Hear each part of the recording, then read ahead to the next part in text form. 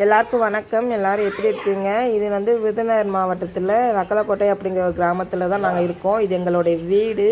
இப்போ எங்கள் வீட்டை வந்து வெளியே காமிச்சிட்டு இருக்கேன். காலைல 5 மணிக்கெல்லாம் பார்த்தா இங்கே எழுந்திரிச்சிருவோம். ஃபுல்லாக பாருங்கள், இது எங்கள் வீடு. எங்கள் ஊரை வந்து நான் அப்புறம் சுற்றி காமிக்கிறேன். இது எங்கள் வீட்டுக்கு முன்னாடி இருக்க பெருமாள் கோயில்.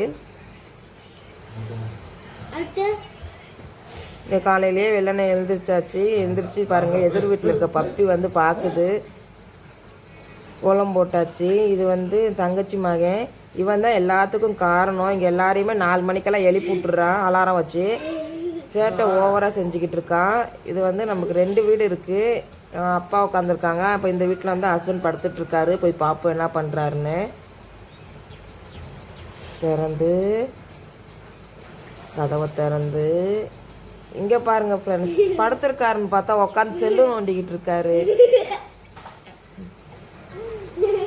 இங்கெல்லாம் வந்து 5 மணிக்கெல்லாம் எழுந்திரிச்சு எல்லாரும் அவங்க வேலையை பார்க்க ஆரம்பிச்சிடுறாங்க. டெல்லியில் இருந்தோம்னா 10 மணி வரைக்கும் எழுந்திரிக்கவே மாட்டுறாங்க.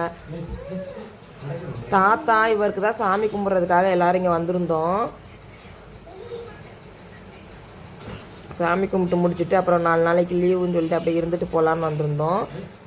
இவன் தான் எல்லாத்துக்குமே காரணம். சேட்டை ஓவராக செய்கிறான். இவனை என்னன்னு கேட்டு சத்தம் போடுங்க. அடுத்து நம்ம அந்த வீட்டுக்குள்ளே போவோம். அவங்க என்ன பண்ணிக்கிட்டு இருக்காங்கன்னு பார்ப்போம்.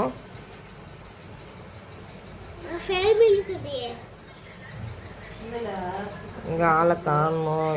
இங்கே பாருங்கள், இதுங்களும் எழுந்திரிச்சிருச்சு. இங்கே பாருங்கள், வருஷம் மூஞ்ச பாருங்கள். இதுங்களும் எழுந்திரிச்சிக்கிட்டு விளாண்டுக்கிட்டு இருக்கு. நம்மலாம் அங்கே இருக்கப்ப 5 மணி அப்படிங்கிறதெல்லாம் நமக்கு தூங்குகிற டைமு. இங்கே பாருங்கள், 5 மணியெல்லாம் விடிஞ்சிருச்சு.